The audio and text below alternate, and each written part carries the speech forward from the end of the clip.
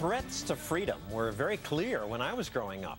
The Cold War and communism were on everyone's mind. And in school, I was told Russia had nuclear missiles aimed at me. So we were told to do these duck and cover drills. But then communism collapsed. The Soviet Empire is gone. It's no longer the real threat to my freedom. But we shouldn't take freedom for granted. We shouldn't just assume we're free. Milton Friedman said, because we live in a largely free society, we tend to forget how limited is the span of time for which there's ever been anything like political freedom. The typical state of mankind, he said, is tyranny, servitude, misery. We're not necessarily rid of that tyranny, servitude, misery. Freedom's always under attack. I consider that an attack on my freedom. This huge stack of paper, 70,000 pages, that's how many pages of regulations the federal bureaucracy turned out just last year. Every page is another rule that Americans must obey. If you don't, you risk jail. Many of these carry criminal penalties. How many? The Congressional Research Service has said, we don't even know how many. There are too many to count. And those are some of the new threats to freedom, according to this new book. The book's editor is Adam Bellow. He joins us now, along with one of the 30 authors who wrote essays in the book, Michael Moynihan of Reason Magazine. What's the big threat in your mind? Well, there is no one big threat, and this is one of the important themes of the book. As you pointed out in your introduction, 30 years ago, during the Cold War, the threats to freedom, as we understood them, were large, external, looming threats. Communism, prior to that, fascism. Now, what we find in our 30 contributions is that threats to freedom have sort of gone viral. They have gone into the culture.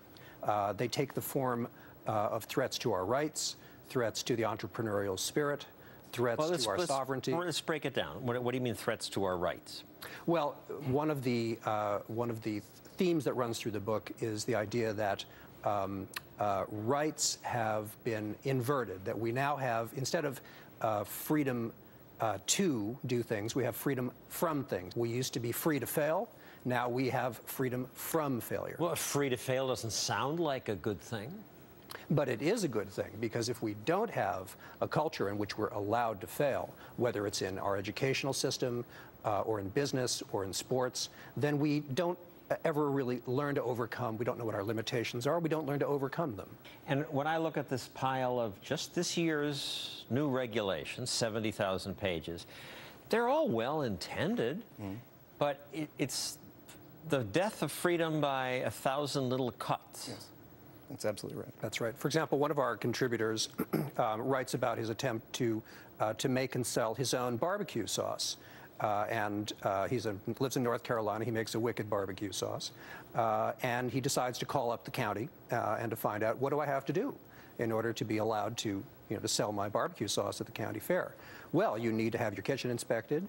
You need to have a business license. You need to show proof of insurance. And before you know it, you find that you can't afford to do any of these things. Now, this isn't so he doesn't try. Well, we don't get the business. So we don't get the business. That's right. So this is a harm to the entrepreneurial spirit. Used to be that you made your product, you took it to the county fair, you bartered with your neighbors, and many great American businesses have started that way. And it really isn't so much an argument that there should be no regulation.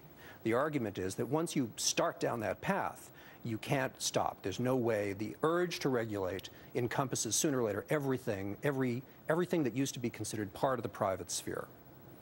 And on your list in your book, food bans, fluorescent light bulbs, the green economy and its rules.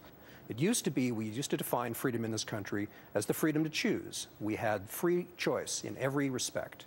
Now we are finding that our choices are being limited increasingly for our own benefit by faceless bureaucrats up in Albany or in Washington, D.C., because they feel that we are not rational, that we're not going to make healthy, proper choices. So they are sort of rigging the game. When you allow the government to adjudicate these things and dictate that we know better than you do, and humans do make flawed choices. What we end up, it seems ludicrous, but I'll tell you what. I mean, the trans fat ban would have seemed ludicrous 10, 15 years ago. We had a New York City councilor that suggested, and this didn't go anywhere, but God knows how it's going to go in 10, 15 years from now, had suggested banning salt from restaurants. Yes, and fortunately it hasn't happened yet. It hasn't happened yet, but I mean, you see this impulse. You see where it goes.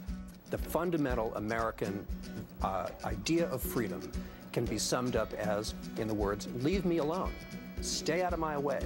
Don't interfere with me, and I won't interfere with you. Freedom.